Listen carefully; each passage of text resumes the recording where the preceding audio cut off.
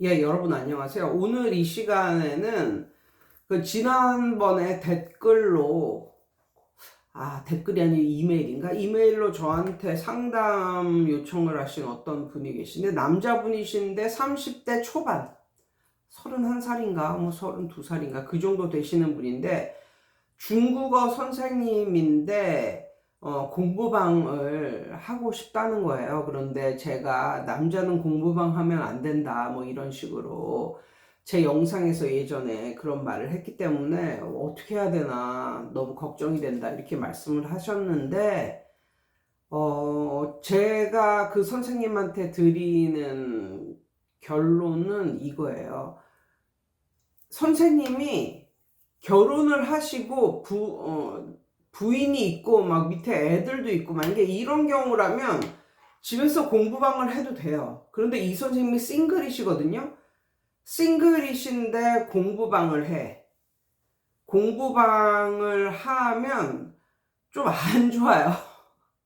왜 안 좋으냐면, 그러니까는 요즘에 세상이 하도 험악해가지고 뭐 보통 여아를 가진 그런 부모님들은 남자 선생님을 별로 안 좋아해요. 그런데 남자 선생님이라도 차라리 결혼을 해서 뭐 자식이 뭐 자기 아이들 또래 되는 자식이 있거나 아니면 아예 그냥 완전히 할아버지신데 체구도 막 좋고 이런 할아버지 아니고 아주 아담한 할아버지, 키가 한 160 정도 되는 그런 아담한 할아버지 같은 인상이면 공부방 해도 괜찮아요. 그런데 이 선생님은 젊고 싱글이시잖아요. 그런 선생님은 공부방 하기에는 그렇게 적합하지는 않다고 생각을 합니다. 요즘 엄마들이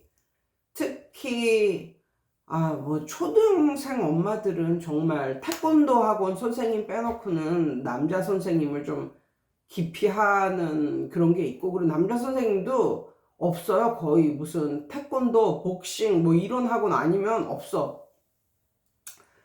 그리고 중고생인 경우도 만약에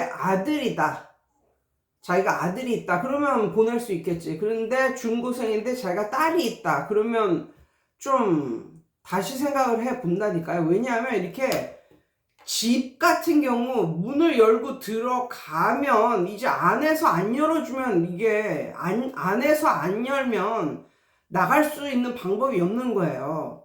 그런 스타일이잖아, 집이라는 게.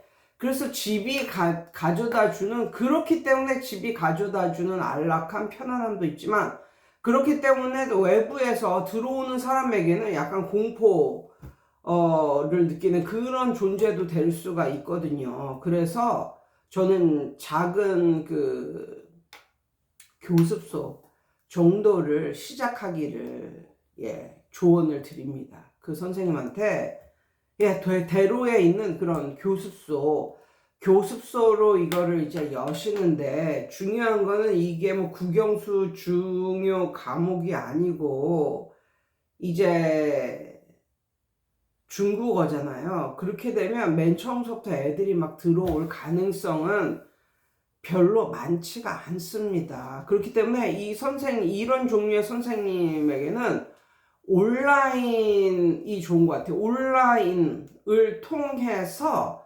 뭔가 그 모집을 하는 그런 스타일이 좋고, 그리고 온라인으로 강의를 하는 그런 스타일도 무지 좋아요. 그러니까 이 중국어라는 게 국영수가 아니기 때문에 발등에 불 떨어진 이런 과목도 아니고, 이렇기 때문에 뭐 어떤 곳에 이걸 차렸다 그러면 국영수처럼 막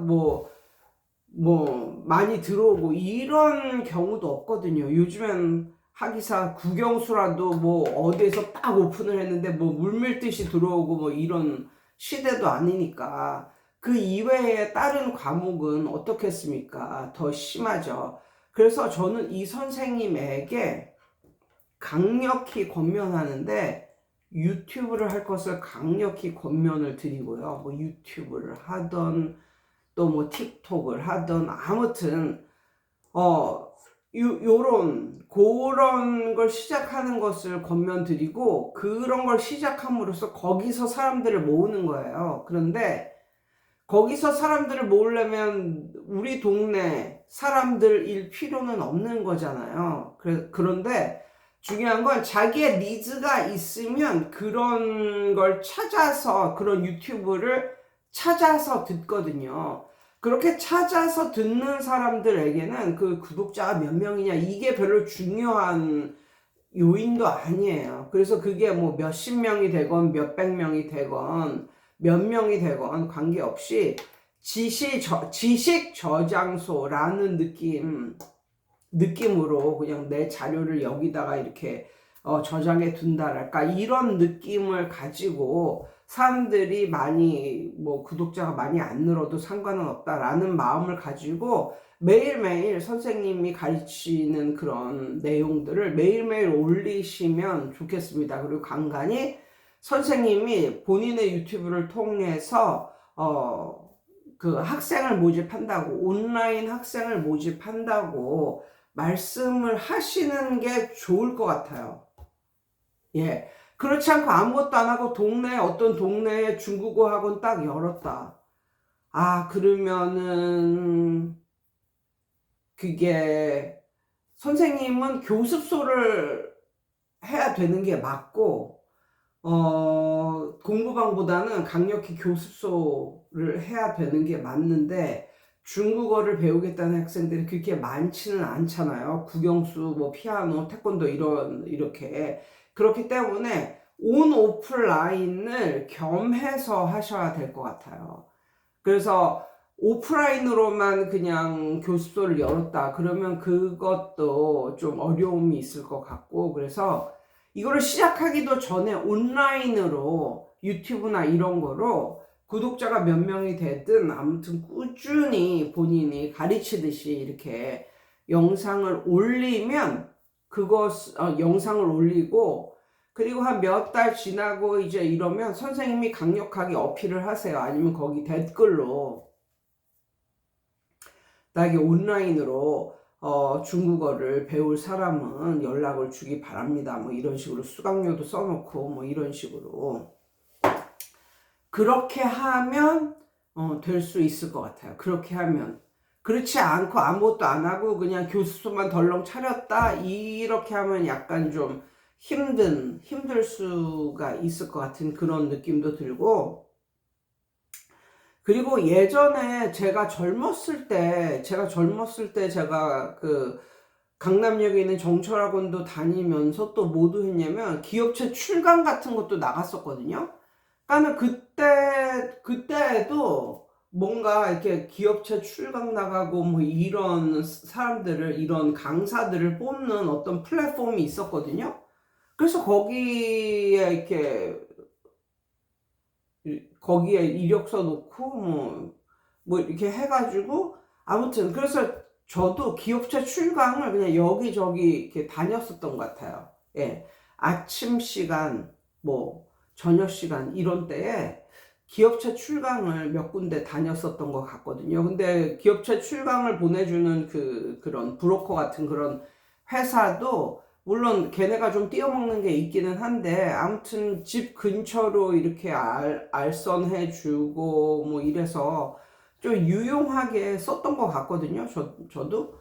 그러니까 선생님도 한번 그런 거를 한번 좀 알아보시고, 이제 중국어라는 게 뭐 시간 쫙 뭐 이렇게 뭐 시간표가 개설이 되지는 않을 거 아니에요. 그러니까 좀 뭔가 좀 바짝 일하는 시간 말고는 어떤 기업체 출강이라든가 이런 것도 괜찮을 것 같고, 아니면 그게 아니라면은 선생님의 그런 유튜브 같은 걸 파가지고 거기서 모집을 하는, 그리고 또 이런 중국어 교습 이런 거를 또 주로 하는 그런 사람들이 모이는 카페 같은 게 있잖아요. 카페 같은 거에 선생님이 거기다가 뭐 수강생 구합니다. 뭐 이런 식으로 광고도 많이 하시고 모집 광고도 많이 하시고 그러셔야 될 것 같아요. 그냥 오프라인으로 요것만은 안 된다. 뭐 이렇게 말씀을 드리고 싶고, 그 한글 영어 선생님, 그 선생님도 그 한글 영어라는 게 모르는 엄마들이 훨씬 더 많거든요. 아는 엄마들보다. 근데 그 영어 자체가 학교 시험 100점 맞자 이런 영어가 아니에요. 그 영어 자체가 약간 학교 공부와는 별개로 우리 애는 말이라도 좀 하게 해주세요. 뭐 이런 스타일이기 때문에 이게 애들이 확 몰리는 그런 류의 학원이 아니라고요. 그러니까 만약에 동네에 그런 류의 학원이나 교습소가 만약에 생겼다? 그러면 굉장히 고전을 할 수 있을 것 같아요. 왜냐하면 거기는 잘하는 애들이 다니는 학원이 아니라니까.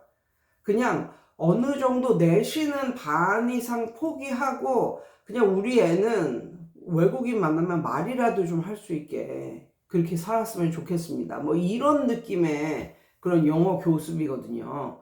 잘은 모르겠지만. 그래서 이 선생님도 온라인으로, 온라인으로 그 영어 관련 그런 카페, 그런 데에다가 온라인으로 모집 광고 같은 걸 하시고, 온라인 베이스로 이렇게 하셔가지고, 어느 정도, 잘 되시는 분이었었는데, 마지막으로, 한 400 정도, 월 400 정도 버는, 들어가는 돈 하나도 없이, 자기 뭐 교습소 그런 거 없이 그냥 집에서 하는데 월 400이면 괜찮은 거 아니냐? 나가는 돈이 없대도 그냥 자기가 끌어박은 돈이 없는 거야. 온라인 베이스라서. 근데 그 선생님도 자꾸만 교습소를 하고 싶다, 학원을 하고 싶다, 완전히 불끈불끈 막 이렇게 해서 저한테 다시 문의를 주셨었는데, 사실은 다시 문의를 주셨을 때도 제가 온라인 베이스가 좀 더 나을 것 같다고 말씀을 드렸거든요. 네. 그러니까 이렇게 이렇게 인기 있는 과목이 아닌 그런 선생님들은 약간 온라인 베이스로 시작을 먼저 하시는 게 좋다. 막 월 렌트비 들고 보증금 들고 인테리어비 들고 하는 오프라인을 시작하기 전에, 그러니까 오프라인을 시작하지 말라는 게 아니라 오프라인을 시작하기 전에 온라인으로 먼저 시작을 하는 게 낫지 않을까, 뭐 이렇게 생각을 하고요. 저도 좀 뭐 공부방 하세요 뭐 이렇게 말씀드리고 싶은데, 이게 남자 선생님들은 공부방보다는 교습소를 하는 게 나을 것 같아요. 아무리 생각을 해봐도 공부방보다는 교습소를 하시는 게, 교습소 혹은 교습소 이상을 하시는 게 좀 나을 것 같은 그런 생각이 듭니다. 그래서 문의를 한 남자 선생님이 계셔가지고 제가 오늘은 이렇게 한번 조언을 드려봤습니다. 여러분 오늘도 승리하세요.